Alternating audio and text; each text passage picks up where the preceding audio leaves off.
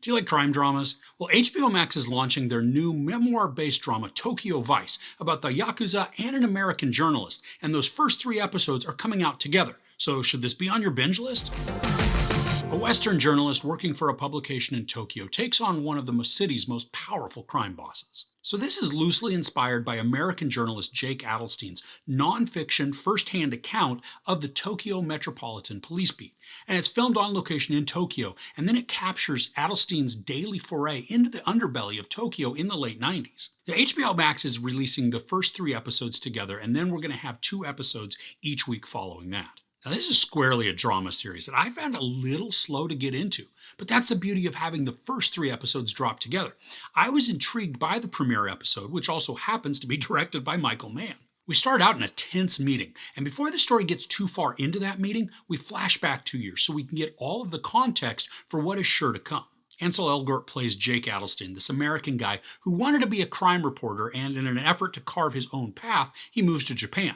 Now we watch him studying constantly, he's reading, he's writing, even what looks like to be transcribing to just perfect his written Japanese. Once he's able to finally land a job at a newspaper, he still has so many different obstacles to overcome. These are sometimes tedious to watch, but also these scenes show us enough detail so that we can begin to feel his frustration. As Jake tries to figure out his way within the paper and the process, he finally is able to make some inroads with some police who help him understand just all of the inner workings of the relationship between the police and the journalists. The intriguing portion throughout this is that we're not only shown the perspective of Jake, but also the story follows a young Yakuza underling named Sato as he goes about his tasks in the crime organization.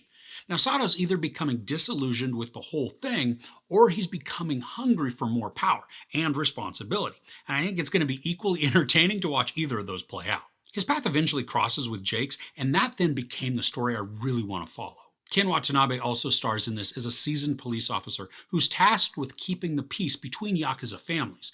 And this is pretty interesting and even eye-opening because the show dives into the relationships and then procedures to give us some good background, but it doesn't get bogged down in tedious details that are unimportant to the story. From a technical perspective, this is a fairly dark series. I mean, much of what we see takes place at night with only neon signs and amber-colored streetlights to provide the illumination.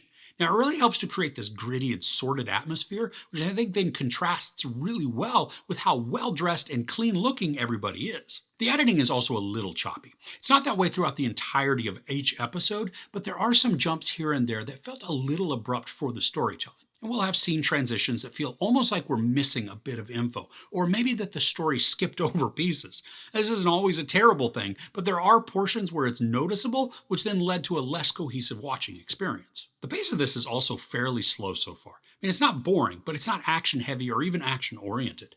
This focuses much more on dialogue and Jake's pursuit of a story. And even when there are small moments of action, they're very brief. And the action is really less of the focus of the story, but instead, the ramifications of those actions are really what become the driver of the story. And each of these episodes so far is about an hour, so this is a time commitment to binge. But what I found happening is that as the story went along, I was drawn in more and more to this quiet but building drama.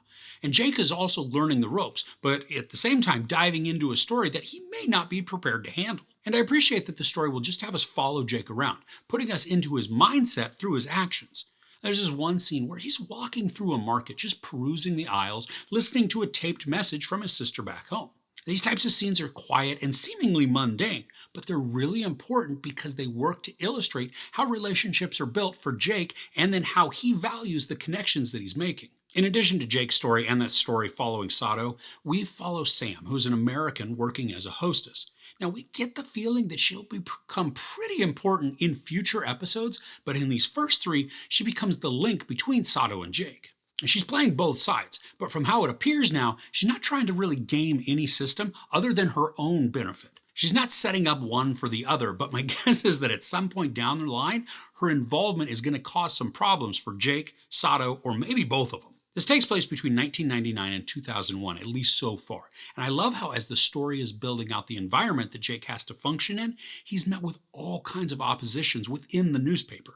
And he obviously stands out as a foreigner, but it's really intriguing to see how he's treated as a result. The show focuses on so many different scenarios of power also. Now, some are very obvious and overt, while some are really subtle. And each is equally engaging, but for different reasons.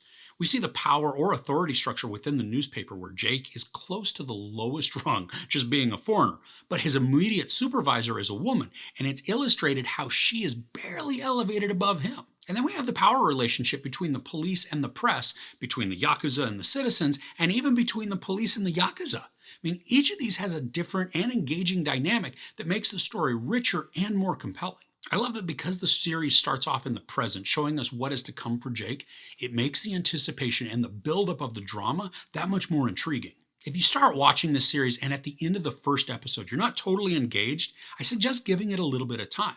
Now, I know it is a bunch for a series to ask that you invest so much time before getting totally hooked, but somewhere after that first episode, my guess is that you're going to become engrossed in the narrative that's playing out.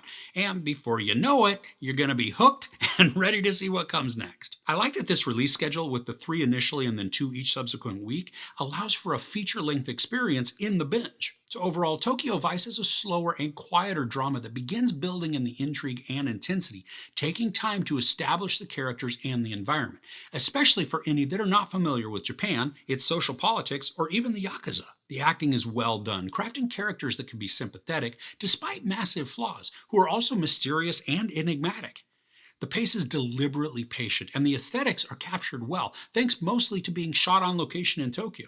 There are wonky transitions, and some of the editing does feel a bit choppy, but on the whole, this subdued crime drama is building in intensity and becoming pretty captivating. There's no sex, a little nudity, a lot of profanity, and some very brutal violence, including suicide. Now, I give episodes 1 through 3 of Tokyo Vice 3.5 out of 5 couches. Are there any good crime dramas that you've watched recently? Let me know what they are in the comments below. If you enjoyed this review, please give it a like. Also, don't forget to share and subscribe. I'm Chris. This is Movies and Munchies. Thanks for couching with me.